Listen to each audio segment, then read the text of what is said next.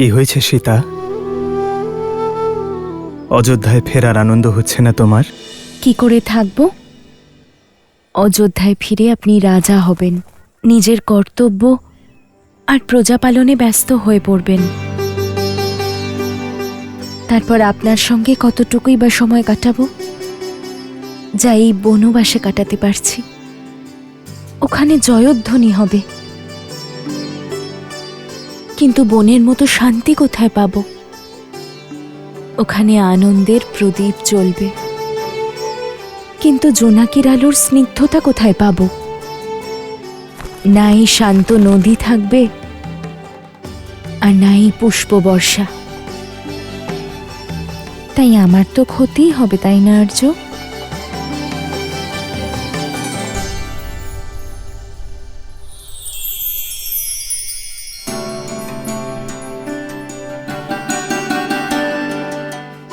আমি কথা দিচ্ছি সীতা, যে তুমি কখনো আমার অভাব অনুভব করবে না, কখনো একা লাগবে না তোমার। এই রাম তার সীতার প্রতি সমর্পিত, সর্বদা তাই থাকবে।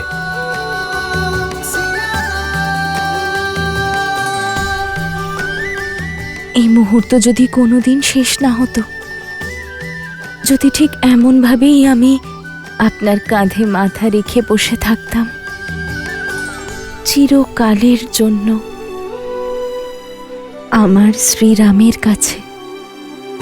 एक है पौरुष एक समर्पण, एक है रूप तो दूजा दर्पण। जन्म जन्म का है ये संगम, राम रतन सीता वैभव धन। सिया राम सिया राम सिया राम सिया राम।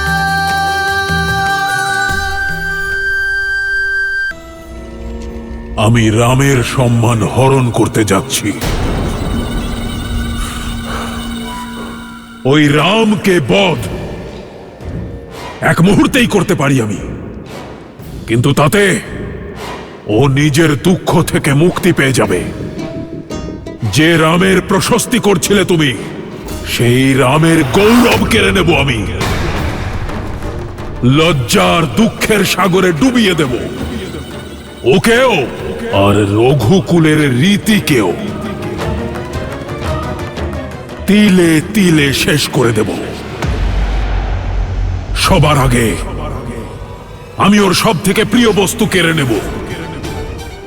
ও সংসারের কোনায় কোনায় ঘুরে বেড়াবে, খুঁজবে তাকে, কিন্তু রাবণের বিরুদ্ধে কেউ ওকে সাহায্য করবে না। হতাশা আর গ্লানিতে আগে ও মরবে, তারপর ওর ভাই লক্ষণ। আর ওদিকে অযোধ্যায় ওদের জন্য অপেক্ষা করতে করতে ওদের ভাই ভরত নিজেই আত্মহত্যা করবে। একটি রাক্ষসেরও রক্তপাত না ঘটিয়ে রঘুকুলকে রক্ত স্নান করাবো। আমার শত্রু রামের উপর প্রতিশোধ নেব, আর তারপরে সব দিক থেকে হতাশ সীতাকে অনায়াসেই লঙ্কার রানী করব।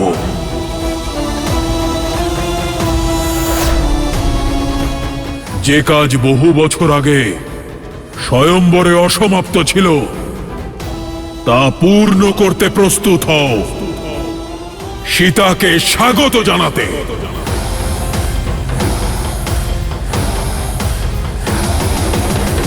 এটা তো অনীতি লঙ্কেশ, এমনটা করবেন না।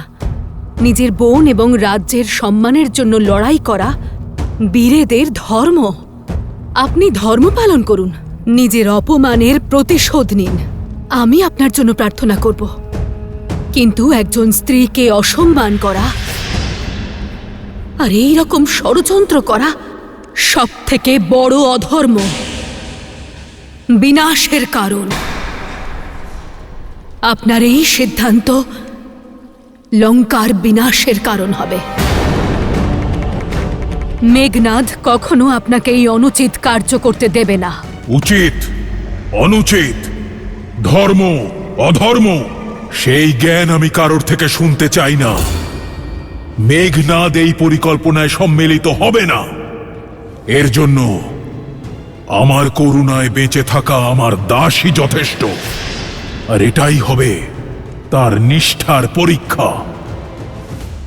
না, আমি আপনাকে এ পাপ করতে কখনোই দেব না। সাবধান! আমি তোমার থেকে অনুমতি চাইনি। আর শুধু তুমি কেন, এই সংসারে কেউ লঙ্কেশকে বাধা দিতে পারবে না।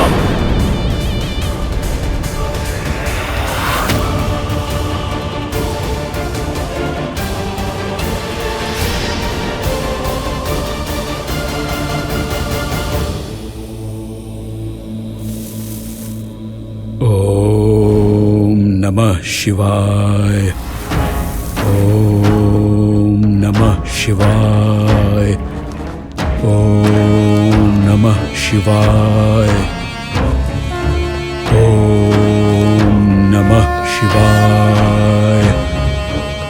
ओम नमः शिवाय। ओम नमः शिवाय। মারিচ, তোমার চোখ খোলো।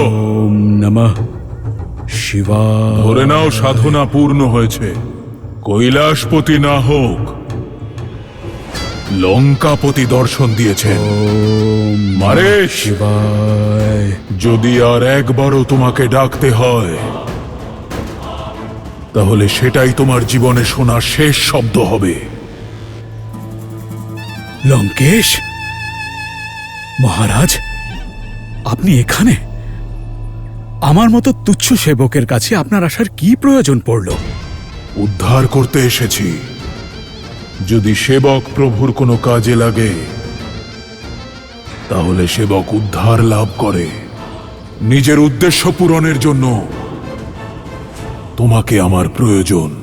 আপনার সেবা করে আমি শান্তি পাব, কিন্তু জগতের সবথেকে শক্তিশালী বীরের আমার মতো তুচ্ছকে কি প্রয়োজন পড়ল মহারাজ? আমার আত্মসম্মানের উপর প্রহার করা হয়েছে। আমার প্রিয় ভগ্নীর অঙ্গচ্ছেদন করে তাকে অপমান করা হয়েছে, আর সেটা করেছে এক তুচ্ছ মানুষ।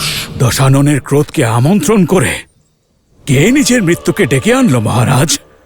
ওই দুই বনবাসী, রাম আর লক্ষণ। রাম?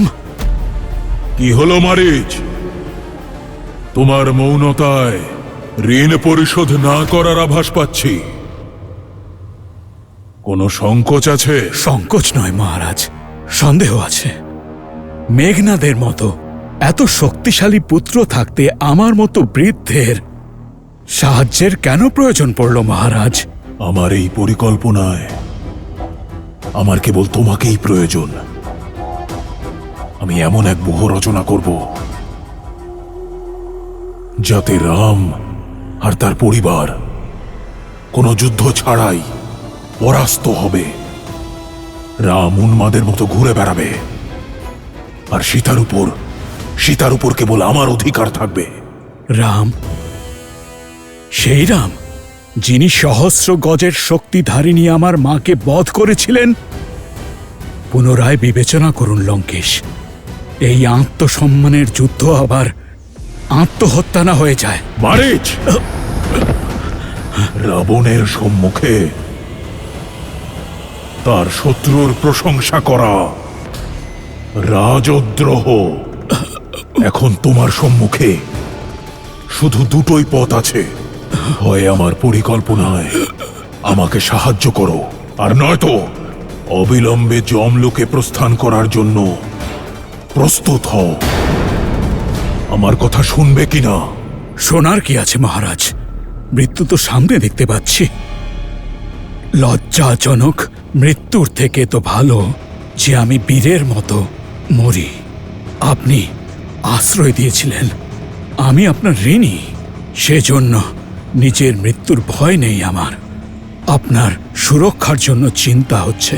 যাকে আপনি তুচ্ছ মানব মনে করছেন, সে সাধারণ মানুষ নয়, সে রাম। রাম সে। আর আমি রাবণ। রাবণ, সেই রাবণ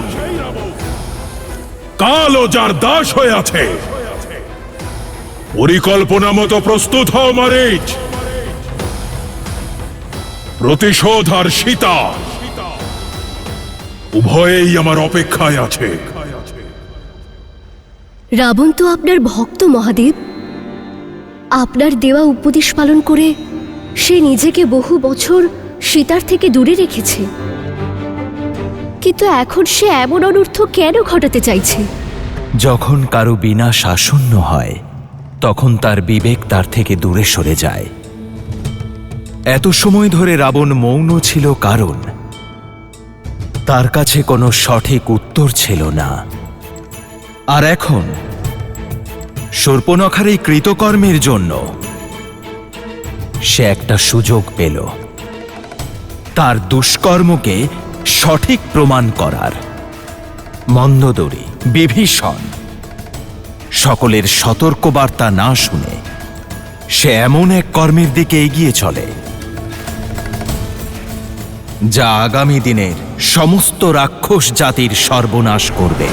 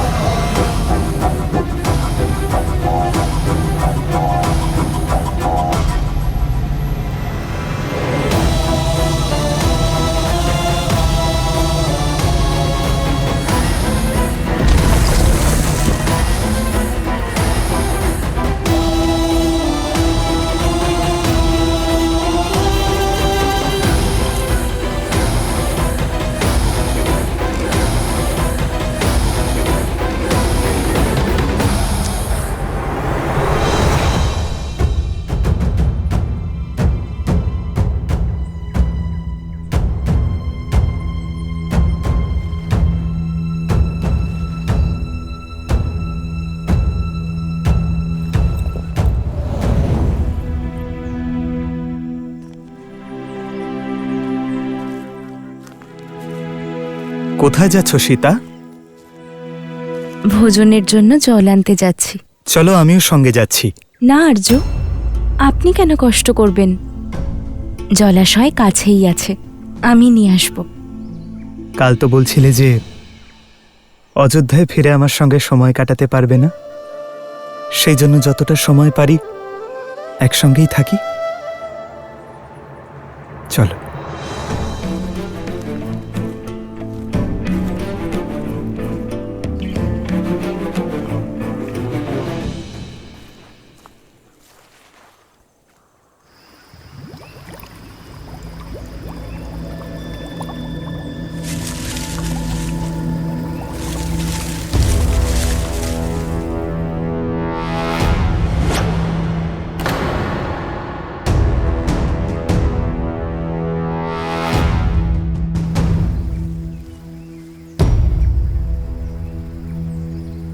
আমাকে দাও। জানি সঙ্গে আসার কারণ শুধু সঙ্গ দেওয়া নয়, বরং সুরক্ষা। যবে থেকে শূর্পণখার ঘটনা ঘটেছে তবে থেকে আপনি আমার সুরক্ষা নিয়ে আরো বেশি সতর্ক হয়ে গেছেন। এসো। আমি নিশ্চিত রাবণ আপনার সামনে আসার ভুল কখনো করবেন না, আর যদি করেন তাহলে ওনারও সেই দশা হবে যা আপনার সামনে আসা অন্যান্য অসুরদের হয়। আমি জানি যে আপনি আমার সুরক্ষার জন্য আকাশ পাতাল এক করে দেবেন। আমার শক্তির আধার হলো আমার উপর তোমার এই অটুট বিশ্বাস সীতা।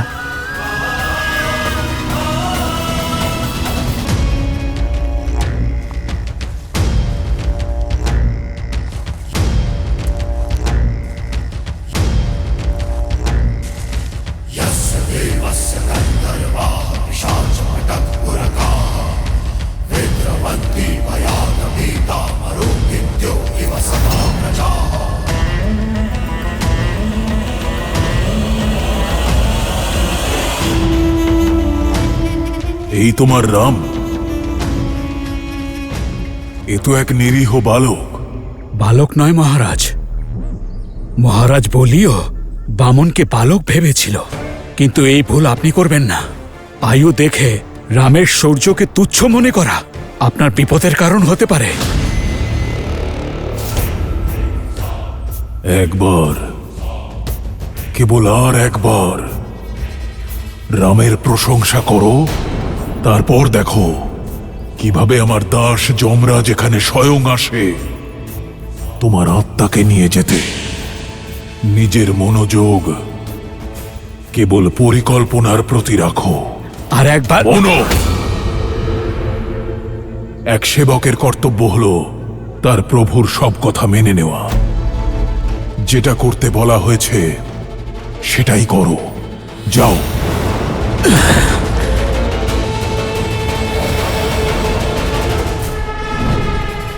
নিজের অদ্ভুত সৌন্দর্যে মোহিত করো সীতাকে,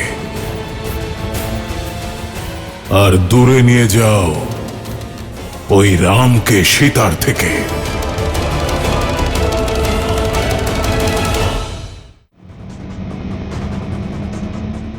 স্বর্ণমৃগ? অতি উত্তম মারিচ, আকৃষ্ট করো ওর মন, যাতে আমি আমার উদ্দেশ্য পূরণ করতে পারি।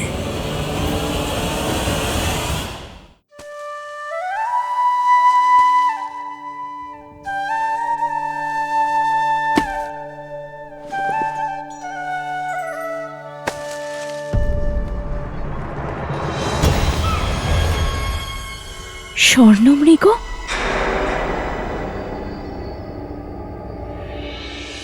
উত্তম, অতি উত্তম মারিচ, আকৃষ্ট করো ওর মন, যাতে আমি আমার উদ্দেশ্য পূরণ করতে পারি।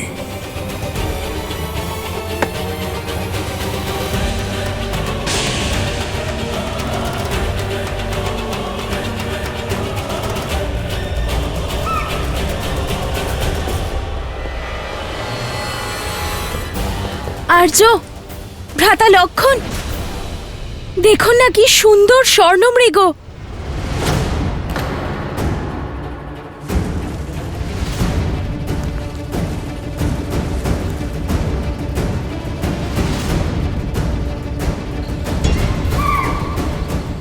আর্য, আমি ওকে একবার স্পর্শ করতে চাই। এই বনের সমস্ত দৈব প্রাণীর স্মৃতি আমার মনের মধ্যে রাখতে চাই। আর্য, আপনি কি ওই মৃগকে আমার জন্য ধরে আনতে পারবেন?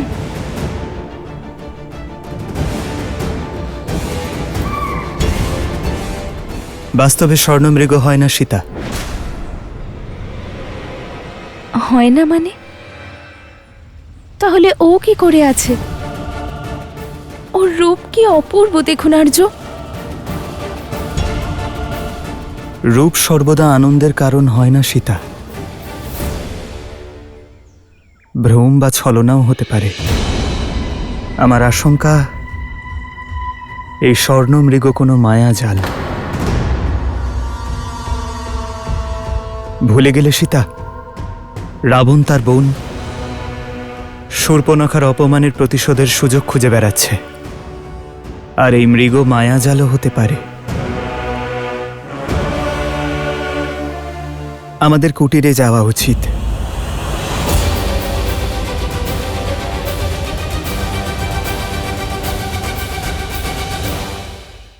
এই 13 বর্ষের বনবাসে আমি আপনার কাছে কিচ্ছু চাইনি আর্য। আর তাও যদি আপনি না চান যে আমি ওই সুন্দর হরিণটির সংস্পর্শে যাই, তাহলে আমি স্বীকার করছি।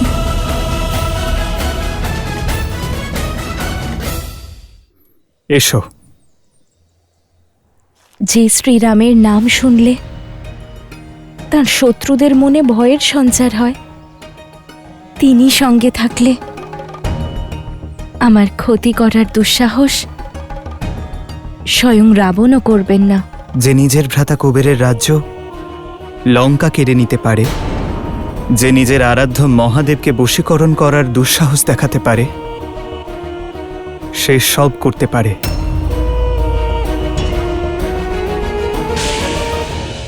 প্রতিটি উজ্জ্বল বস্তু স্বর্ণ হয় না সীতা।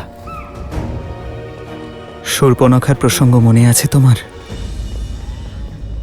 হ্যাঁ, কিন্তু আর্য, এর অর্থ তো এটা নয় যে সব সৌন্দর্যের পেছনেই কোনো সংকটের ছায়া রয়েছে। আপনি একবার ভাবুন, যদি ওই হরিণ মায়াবী না হয়, তাহলে কি এই সুন্দর প্রাণীকে সংরক্ষণ করা আমাদের ধর্ম নয় আর্য? আমি এই সুন্দর প্রাণীকে স্পর্শ করার সুযোগ হারাতে চাই না আর্য। আর জীবনে ধর্ম আর কর্তব্য পালন করতে করতে মুহূর্তের আনন্দকে হারানো, সেটাও তো অনেক বড় ভুল আর্য। আর যদিও মায়াবী হয়, তা হলেও আপনি তো আছেন সব মায়াকে ভঙ্গ করতে সক্ষম। আর্য, এই 13 বর্ষের বনবাসে আমি আপনার কাছে কিচ্ছু চাইনি আর্য। আর তাও যদি আপনি না চান যে আমি ওই সুন্দর হরিণটির সংস্পর্শে যাই, তাহলে আমি স্বীকার করছি।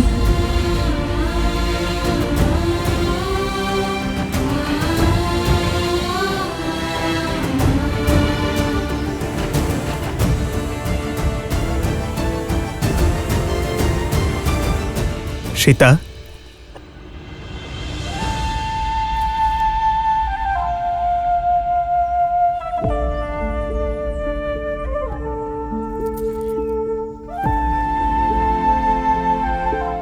সীতাকে কখনো দুঃখী দেখতে পারবে না রাম। তুমি যদি এতেই প্রসন্ন হও, তবে আমি তোমার জন্য স্বর্ণমৃগ অবশ্যই আনব।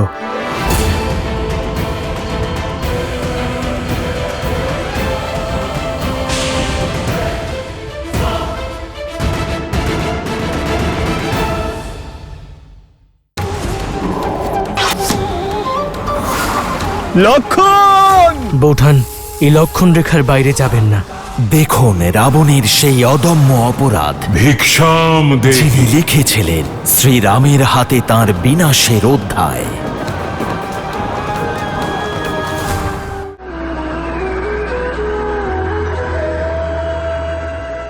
যদি এতেই প্রসন্ন হও, তবে আমি তোমার জন্য স্বর্ণমৃগ অবশ্যই আনব।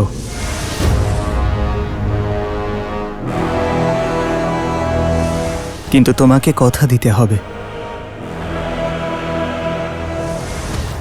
যতক্ষণ না আমি ফিরব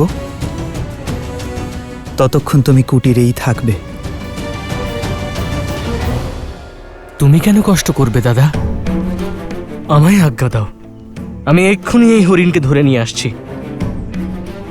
না লক্ষণ, সীতা আমার কাছে চেয়েছে। একজন স্ত্রী তার স্বামীর কাছে ইচ্ছে প্রকাশ করেছে, যা পালন করা আমার ধর্ম লক্ষণ, একজন স্বামীর ধর্ম।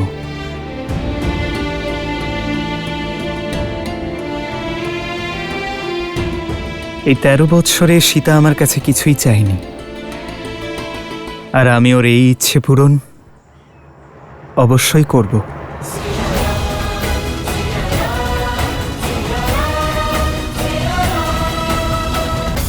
লক্ষণ, সীতার সুরক্ষার দায়িত্ব আমি তোমাকে দিয়ে যাচ্ছি। মনে রেখো, কোনো অনিষ্ট ছায়াও যেন ওর ওপর না পড়ে। তুমি নিশ্চিন্তে থাকো দাদা, যতক্ষণ আমার শরীরে প্রাণ আছে ততক্ষণ বৌঠানের কিচ্ছু হতে দেব না।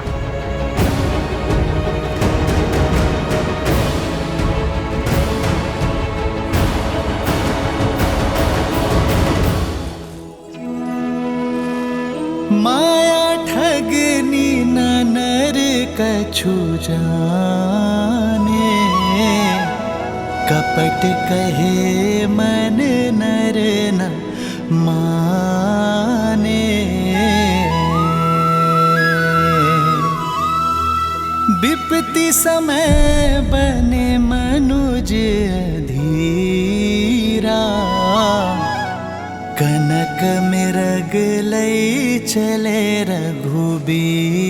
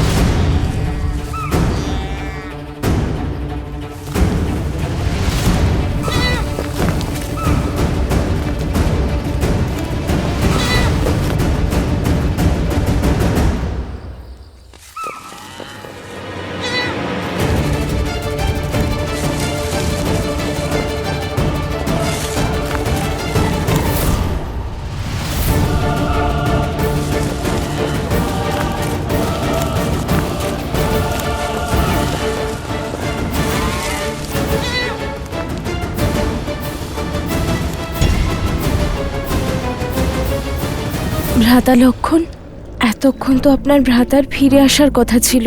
বৌঠান আসলে হরিণ তো, নিশ্চয়ই দূরে কোথাও চলে গিয়েছে।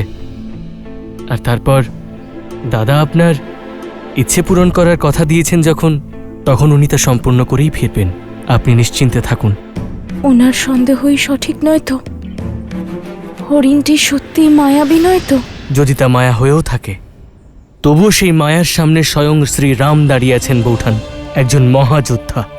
আর তাছাড়া ভুলে গেলেন আপনি, ঋষি অগস্ত্য আর গুরুদেব বিশ্বামিত্রের দেওয়া অস্ত্রশস্ত্রও তো আছে ওনার কাছে। আপনি চিন্তা করবেন না, কিচ্ছু হবে না ওনার।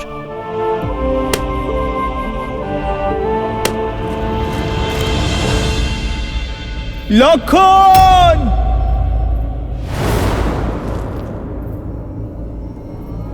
রক্ষা করো লক্ষণ!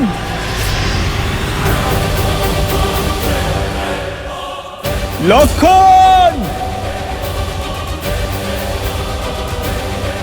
লক্ষণ!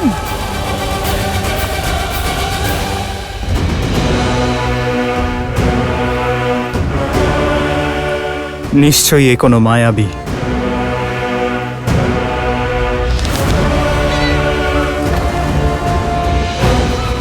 লক্ষণ! রক্ষা করো! এ তো আর্যের স্বর, তাই না? ভ্রাতা লক্ষণ, আর্য আপনাকে ডাকছেন। উনি কোনো সংকটে আছেন। না বৌঠান, এই সংসারে এমন কোনো সংকট এখন অবধি জন্মই নেয়নি যা দূর করার জন্য দাদার কারোর সাহায্যর প্রয়োজন পড়বে। এই মুহূর্তে আমাদের দুজনকে সতর্ক থাকতে হবে বৌঠান। ভয় পেলে হবে না। আপনি নিশ্চিন্ত থাকুন আর কুটিরের মধ্যে যান।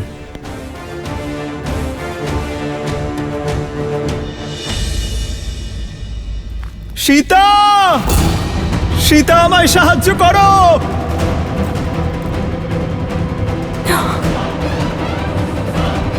হে মহাদেব, আমার আর্য সংকটে রয়েছেন।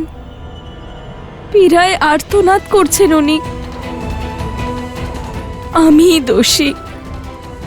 আমার জন্য শ্রীরাম ঘোর সংকটের মধ্যে পড়েছেন। আমার জেদ কত বড় বিপদ ডেকে এনেছে। এ কি করলাম আমি? হে মহাদেব,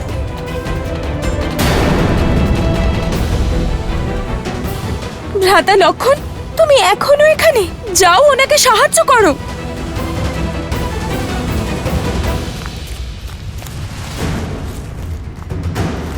লক্ষণ!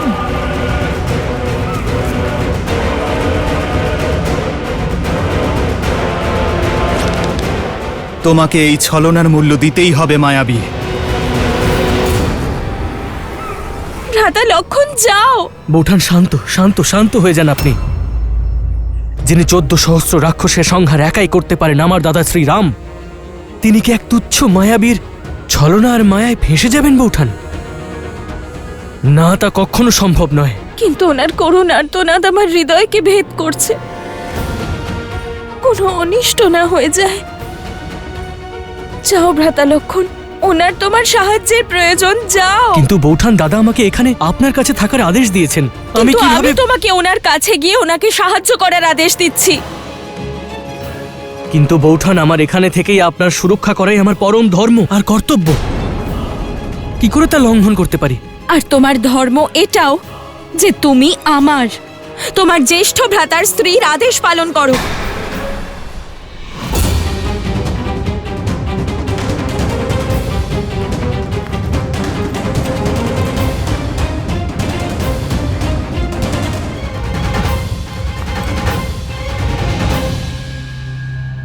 বুঝেছি, তুমি মায়াকে ভয় পাচ্ছ। যেতে চাও না তো? তাহলে আমি স্বয়ং যাব আমার স্বামীকে সাহায্য করতে।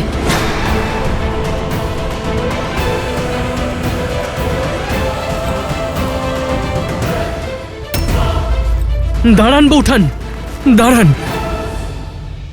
আমার উপরে দয়া করুন। দেখুন বৌঠান, এইসব যে মায়া তা আমিও বুঝতে পারছি, কিন্তু কিছুক্ষণের জন্য একবার ভেবে দেখুন, খর দূষণ সহ 14,000 মায়াবী রাক্ষসের নিধন যিনি করেছেন আমার দাদা রাম, তিনি কি একজন মায়াবীর সম্মুখীন হতে পারবেন না?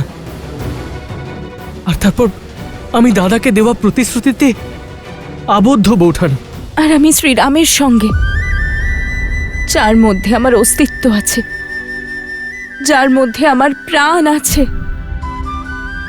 আর যদি তিনিই না থাকেন, তাহলে আমারই বা প্রাণ থেকে কি লাভ? আমিও আমার প্রাণ ত্যাগ করব। বৌঠান, আপনি দাঁড়ান, দাঁড়ান বৌঠান।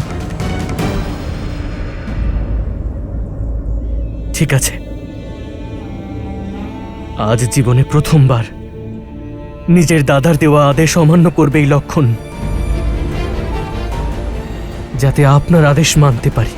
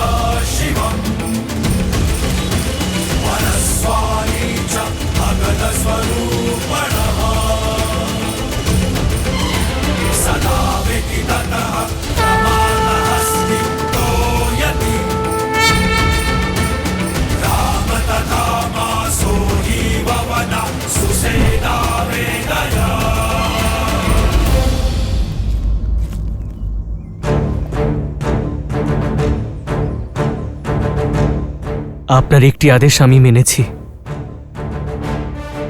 এবার দয়া করে আমার একটি অনুরোধ আপনি রাখবেন বৌঠান। এই লক্ষণের অনুপস্থিতিতে এই লক্ষণ রেখা আপনার সুরক্ষা করবে বৌঠান। এই কোনো সাধারণ রেখা নয় বৌঠান। দাদার প্রতি আমার নিষ্ঠা, আপনার প্রতি আমার সম্মান, আর আমার সারা জীবনের তপস্যার বল এটা। যদি কেউ আপনার অনিষ্ট চেয়ে এই রেখা পার করার দুঃসাহস দেখাবে, সে জ্বলে পুড়ে ভস্ম হয়ে যাবে। তাই যাই হয়ে যাক না কেন বৌঠান, আপনি এই লক্ষণ রেখার বাইরে বেরোবেন না।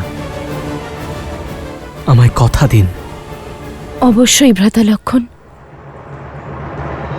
তুচ্ছ মানুষের তুচ্ছ প্রচেষ্টা যে লঙ্কেশকে ত্রিদেবের সীমারেখা আটকাতে পারেনি, তাকে এই রেখা কি করে আটকাবে?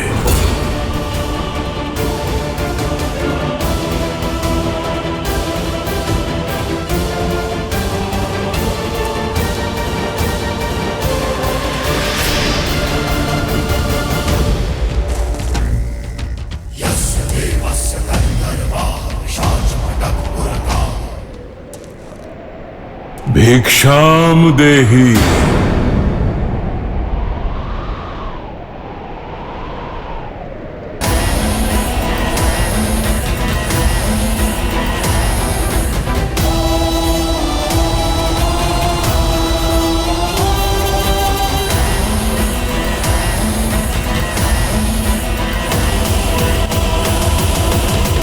প্রণাম ঋষিবর।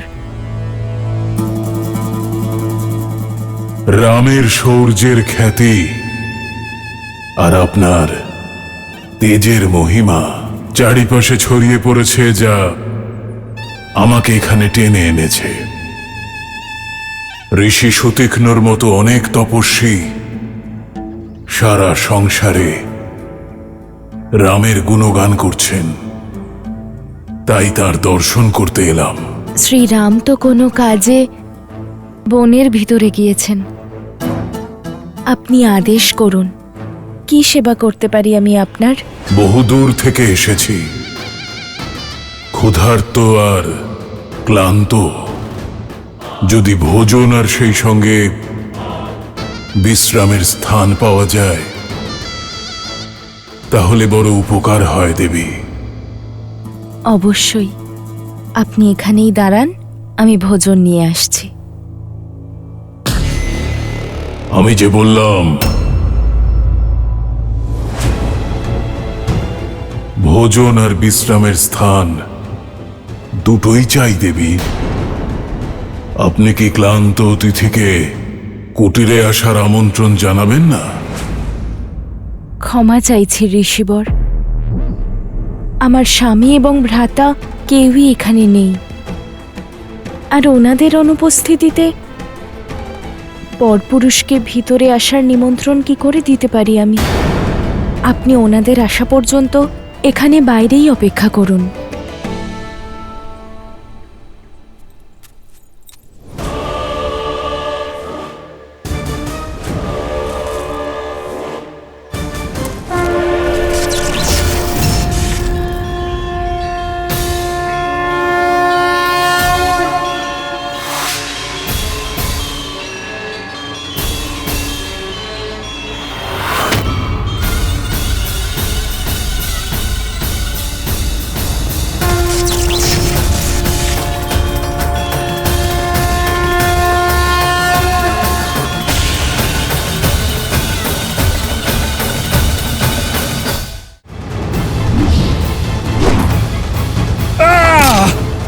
মারিচ, সুযোগের সদ্ব্যবহার করনি তুমি, আবারও পাপের পথ বেছে নিয়েছো। ক্ষমা করুন, এখন কথা বলার সময় নয়। আপনার স্ত্রী মাতা সীতা সংকটে আছেন।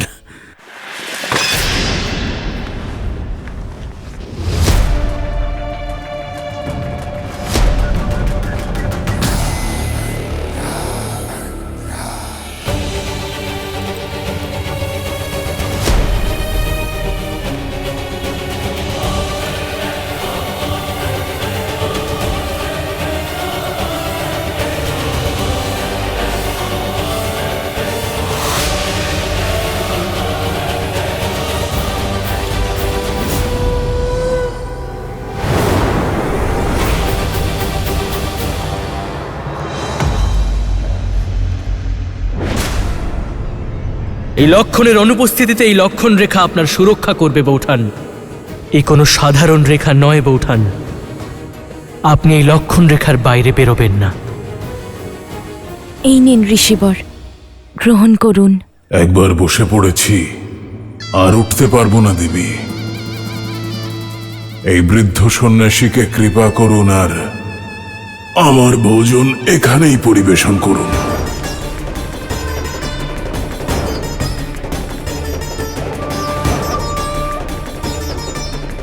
ক্ষমা চাইছি ঋষিবর, কিন্তু আমি প্রতিশ্রুতিবদ্ধ, এই রেখা পার করতে পারবো না।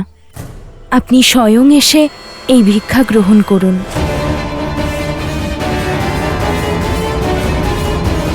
দাদা, দাদা, দাদা, কোথায় তুমি?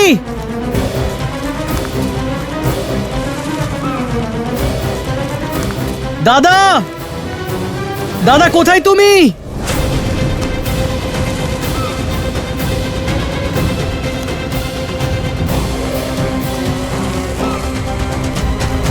দাদা,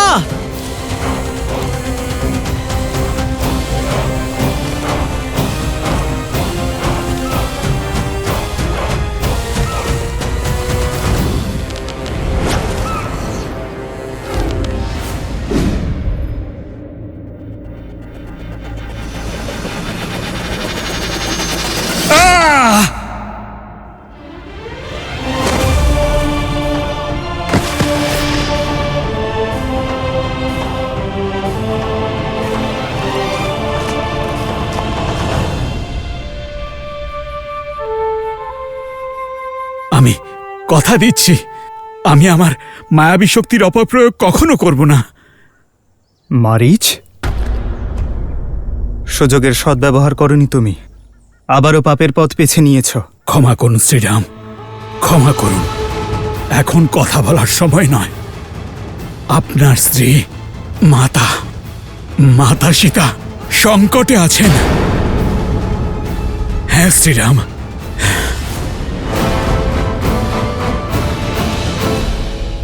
আমি বাইরে যেতে পারবো না ঋষিবর, দয়া করে এই ভিক্ষা গ্রহণ করুন।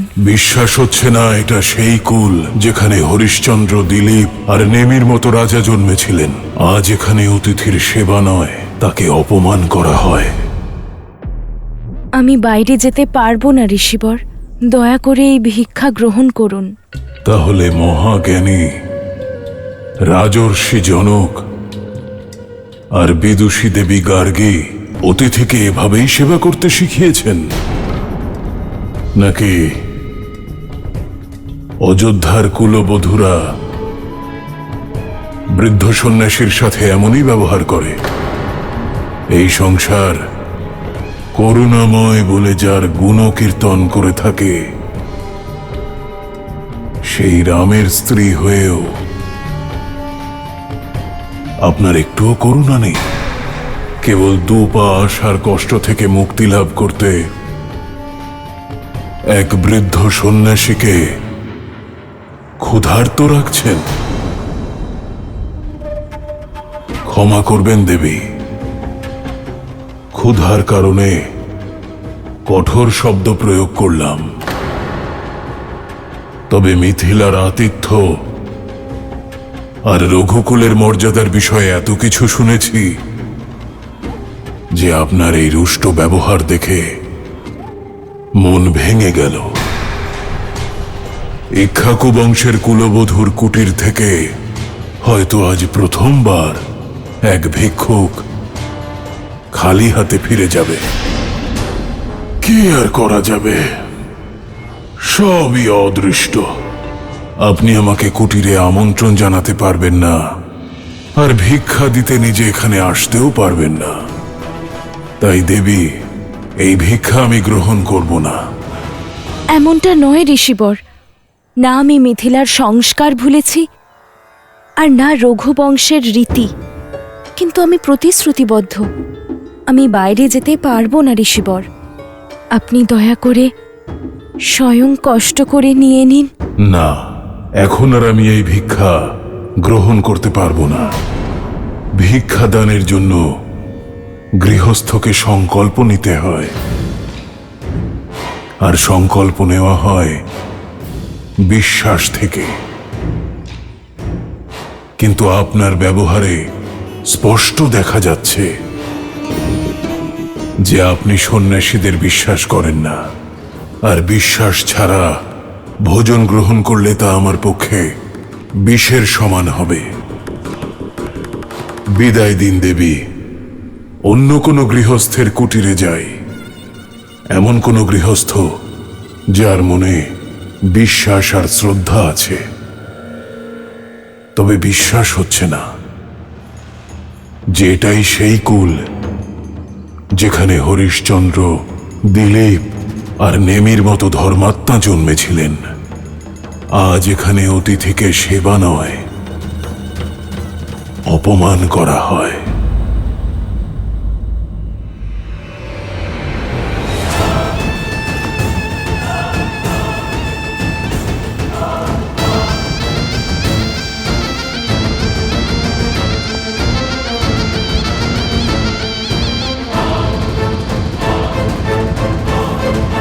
দাঁড়ান ঋষিবর।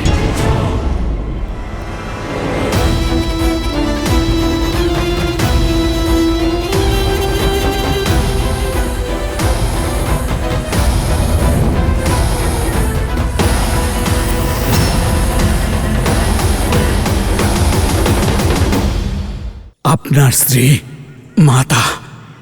মাতা সীতা সংকটে আছেন। সীতা! দাদা,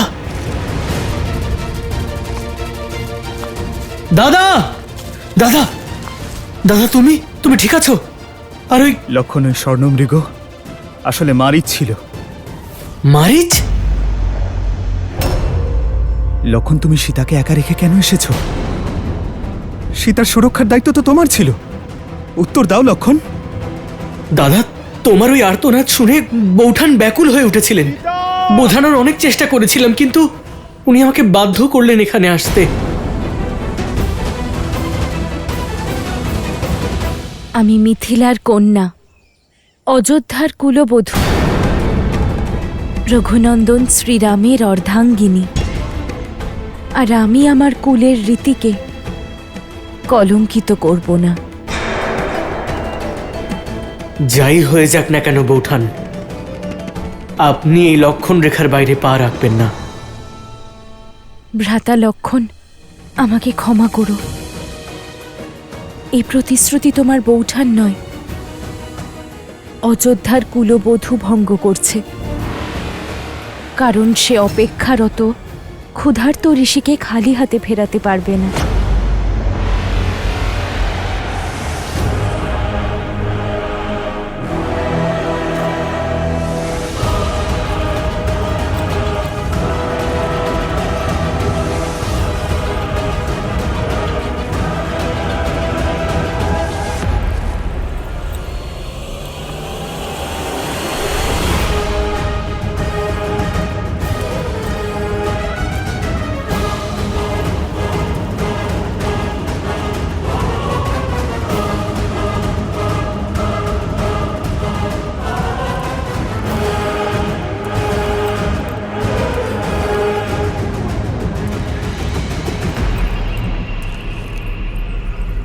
ক্ষমা করুন আর ভিক্ষা গ্রহণ করুন, রুষ্ট হবেন না।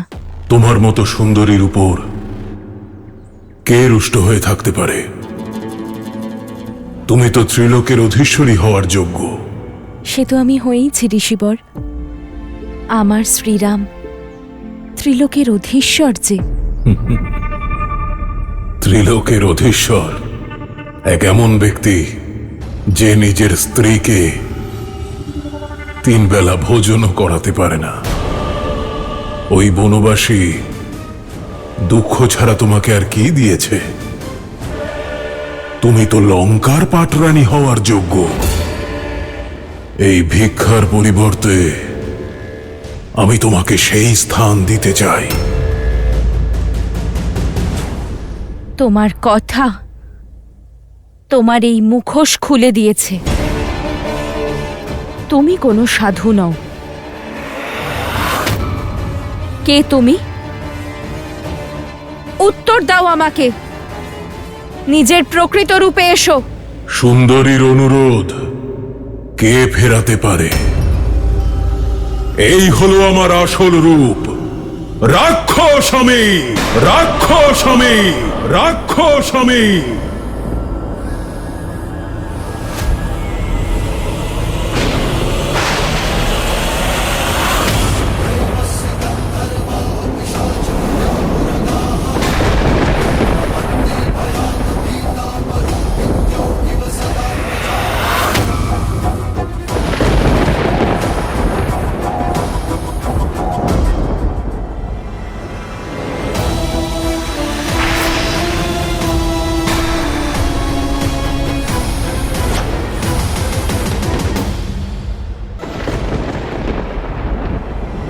রাবণ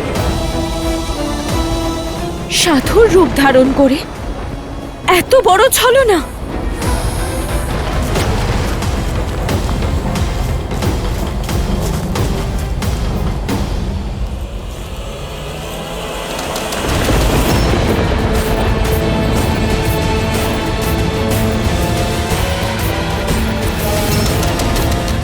যদি তোমার স্বয়ম্বরে মহাদেব আমাকে সাহায্য করতেন, যদি আমাকে পিনাক তুলে নেওয়ার অনুমতি দিতেন, তাহলে আমার এ কাজ করার প্রয়োজন পড়তো না। আজ থেকে 13 বছর পূর্বেই তুমি লঙ্কার পাট রানী হতে। তবে চিন্তা করো না, তোমার দুঃখ দূর করতে আমি চলে এসেছি। চুপ করো পাপী! কয়েক মুহূর্তের জন্য হলেও সাধুর বেশে ছিলে। তার সম্মান রেখে তোমাকে একটা সুযোগ দিচ্ছি। আমার শ্রীরাম ফিরে আসার আগে চলে যাও, না হলে কি করবে রাম? সেটাই যা 14,000 রাক্ষসের সঙ্গে করেছিলেন। ওই রাক্ষসদের সঙ্গে রাবণের অনেক পার্থক্য সীতা। সহস্র বৎসর ধরে অসংখ্য বীরের সঙ্গে যুদ্ধ করেছি আমি। যদি তোমার রাম বীর হয়, বীরের মতো মৃত্যু লাভ করবে, নয়তো রাবণের হাতে এক নিরীহ বালকের হত্যা হবে। তবে যেটাই হোক না কেন, সীতা কেবল রাবণের, আর কারো নয়। তুমি তো এক রাক্ষস, পাপ আর অহংকারে পূর্ণ। যদি তুমি নিজের প্রাণ রক্ষা করতে চাও, তাহলে চলে যাও এখান থেকে। তুমি যতটা সুন্দরী, ততটাই সরল। যে ফিরে যাচ্ছিল সে এক ভিক্ষুক ছিল, আর যে তোমার সামনে দাঁড়িয়ে আছে সে লঙ্কেশ। এই সংসারের সকল সুন্দর বস্তুর ওপর তারই আধিপত্য। আর আজ থেকে এই ব্রহ্মাণ্ড সুন্দরী সীতার উপরেও কেবল আমার আধিপত্য থাকবে।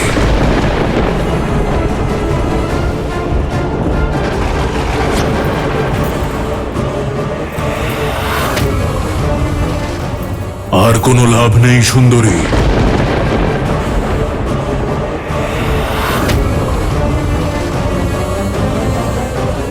মর্যাদার সীমারেখার নিয়ম হলো, একবার লঙ্ঘন করলে পুনরায় আর ফেরা যায় না।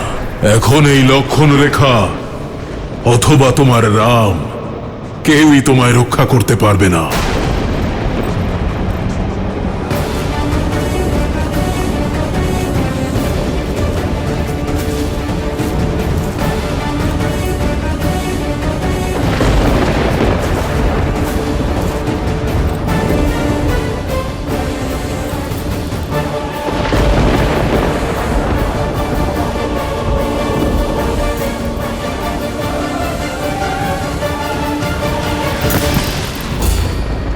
এই দুঃসাহসের পরিণাম ভয়ঙ্কর হবে রাবণ। শ্রীরাম লঙ্কা সমেত সমগ্র অসুর জাতির বিনাশ করবেন। লঙ্কার পতন ঘটাবে এত শক্তি কারোর নেই। না ব্রহ্মার, না সরস্বতীর, না লক্ষ্মীর, না নারায়ণের, না দেবতা, না অসুর, না রাক্ষস, না যক্ষ, না গন্ধর্ব, না কিন্নর, না পশু, না পক্ষী, না নাগ, না কীট, না ভূত, না পিশাচ, না বেতাল, কেউ আমাকে বধ করতে পারবে না। পাপী, ছাড়ো আমাকে। আমার শ্রীরাম এক্ষুনি চলে আসবেন। তোমাকে তোমার কর্মের শাস্তি উনি অবশ্যই দেবেন। শনি আর যমকে শাস্তি দিয়েছিল যে রাবণ তাকে এক বালক শাস্তি দেবে। যখন তোমার রাম আসবে তখন দেখা যাবে। তবে এখন হরণ হবে সীতার।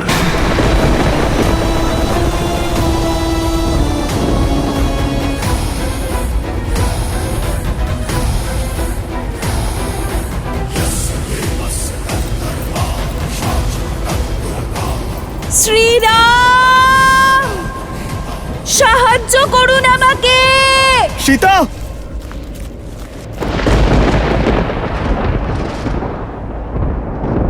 আমার সীতা সংকটে আছে লক্ষণ। সীতা!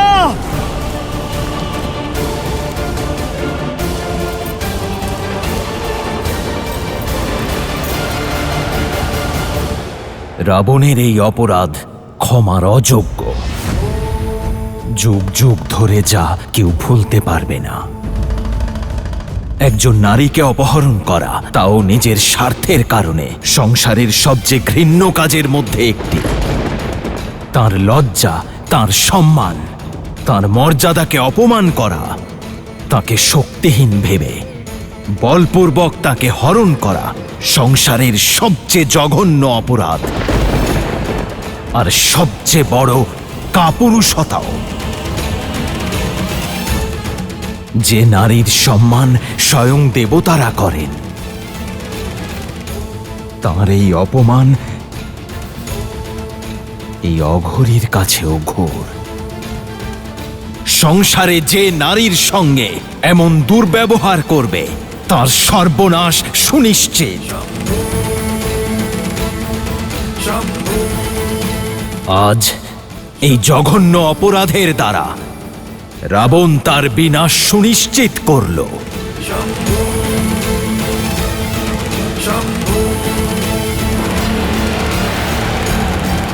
শ্রীরাম!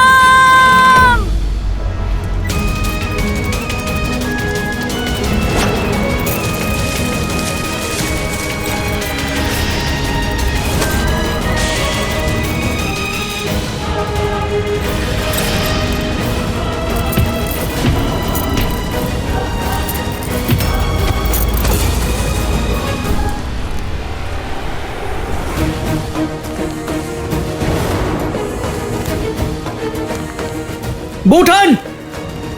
সীতা! বৌঠান, কোথায় আপনি?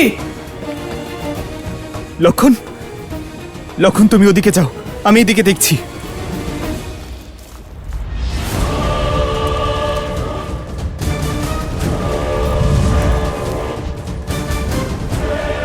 হয়ে গেল? এটুকুই গলার জোর? আরো চেঁচাও, আরো জোরে চিৎকার করো। শ্রীরাম! আর্য!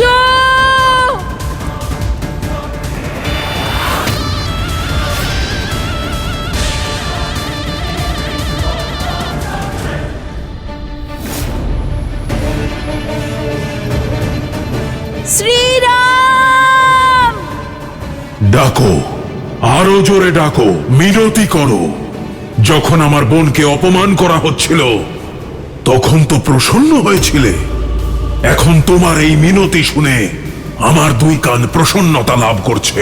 আমার হরণ তোমার বিনাশ ডেকে আনবে রাবণ। শ্রীরাম সব কষ্ট সহ্য করতে পারেন, কিন্তু রঘুকুলের সম্মানের উপর আঘাত কখনোই নয়। উনি আমাকে মুক্ত করতে অবশ্যই আসবেন। বৌঠান! লক্ষণ,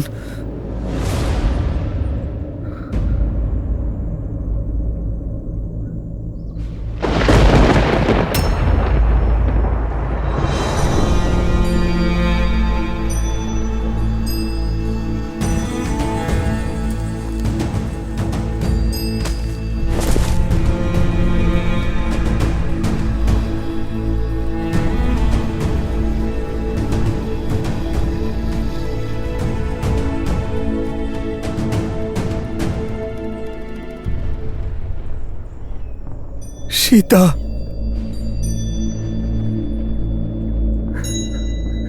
সীতা!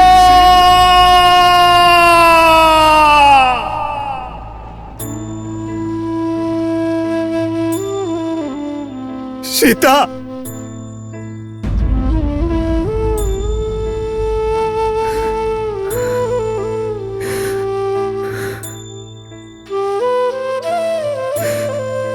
সীতা!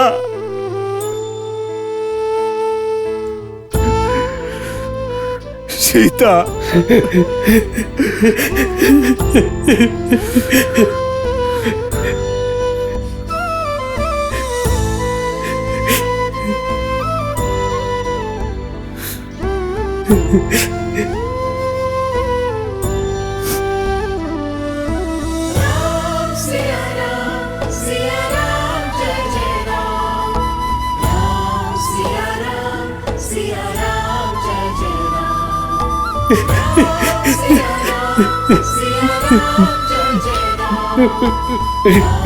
Siya Ram, দাদা,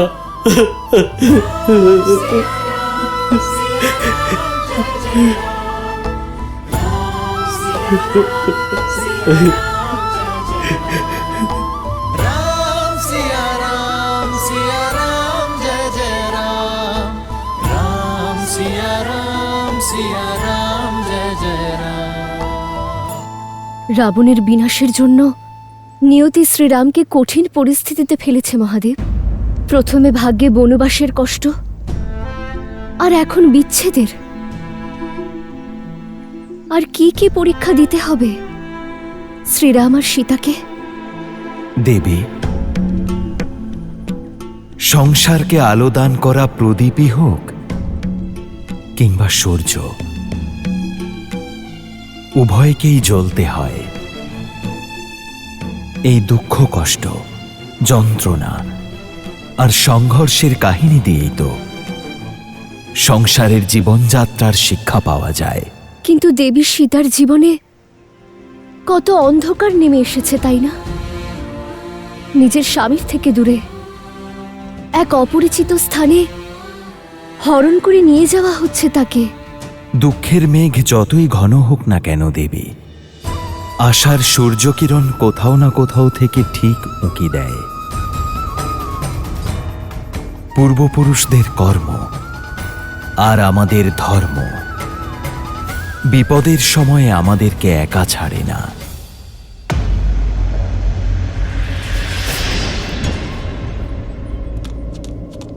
শ্রীরাম, শ্রীরাম, শ্রীরাম, শ্রীরাম, শ্রীরাম, শ্রীরাম, শ্রীরাম, শ্রীরাম। আর্য, আমাকে সাহায্য করুন! আর্য, আমাকে সাহায্য করুন! আর্য, আমাকে সাহায্য করুন! শ্রীরাম, শ্রীরাম, শ্রীরাম, শ্রীরাম, শ্রীরাম। যে রাবণের ভয়ে সম্পূর্ণ দেবলোক কাঁপে, তার বন্ধন থেকে মুক্ত করতে না তোমার রাম আসবে আর না অন্য কেউ।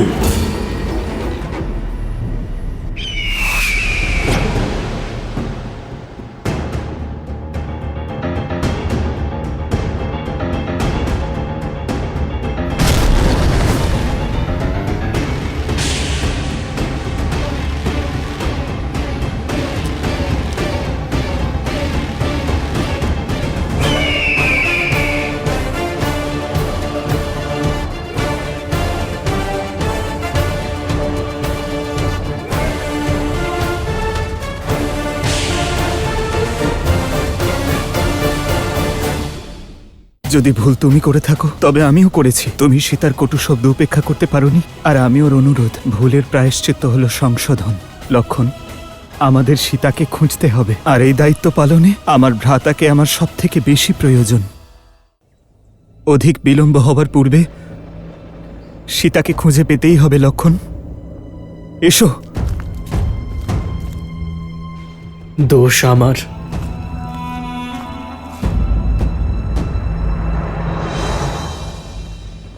লক্ষণ, আমার কারণে এইসব হলো।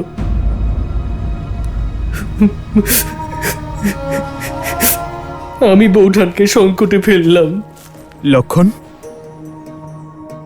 লক্ষণ, দাদা, 13 বছর বোনের সমস্ত কষ্ট আমি সহ্য করে নিলাম, কিন্তু নিজের বৌঠানের দুটো কটু শব্দ শুনতে পারলাম না। কেন আমি একা রেখে গেলাম ওনাকে এখানে? এই সব কিছু আমার কারণেই হয়েছে দাদা।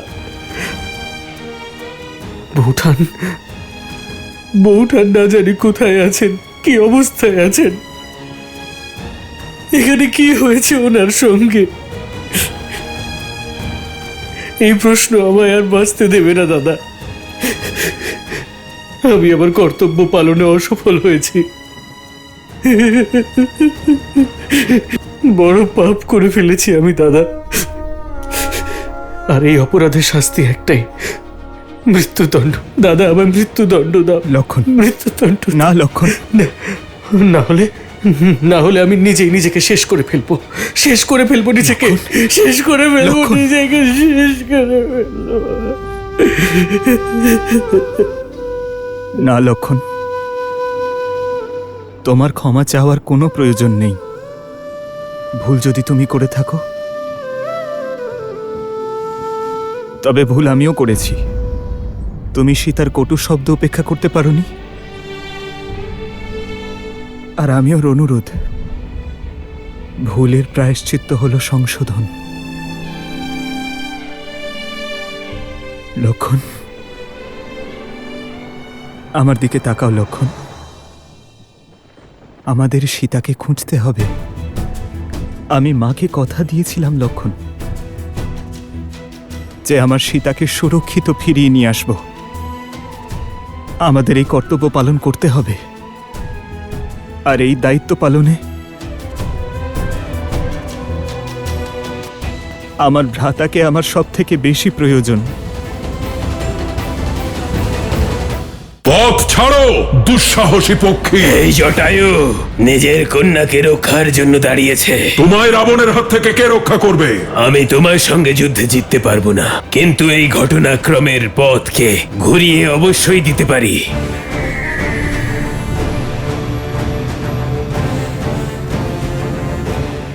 জটায়ু,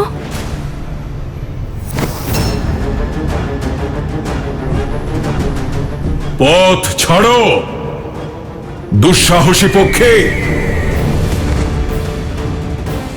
দুঃসাহস তুমি করছো পাপী। এক স্ত্রীকে তার ইচ্ছার বিরুদ্ধে স্পর্শ করাও পাপ। তাহলে এখন পক্ষীও জ্ঞান দেবে? পক্ষী নয়, পক্ষীরাজ গরুড়ের বংশধর, মহারাজ দশরথের মিত্র, সীতার পিতৃতুল্য। এই জটায়ু নিজের কন্যাকে রক্ষা করতে এখানে এসেছে। তাহলে তুমি সীতাকে রক্ষা করবে? অদ্ভুত। কিন্তু তোমায় রাবণের হাত থেকে কে রক্ষা করবে? আমি এক বৃদ্ধ পক্ষীকে হত্যা করতে চাই না। কেন নিজের মৃত্যুকে আমন্ত্রণ জানাচ্ছ? তুমি আমায় পরাস্ত করতে পারবে না। চলে যাও। আমার তোমার পরাক্রমের জ্ঞান আছে দশানন। আমি জানি এই যুদ্ধে আমি জিততে পারবো না, আর আমি এই যুদ্ধে জিততে চাইও না। আমি শুধু শ্রীরামের আশা পর্যন্ত তোমাকে আটকাতে চাই। তোমার শক্তির অহংকার আমি ভাঙতে পারবো না, কিন্তু এই ঘটনাক্রমের পথকে ঘুরিয়ে অবশ্যই দিতে পারি আমি।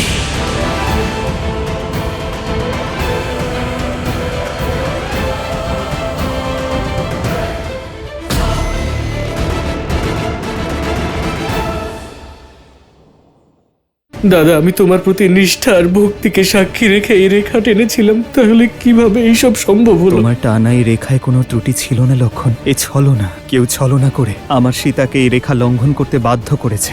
সীতা, সীতা!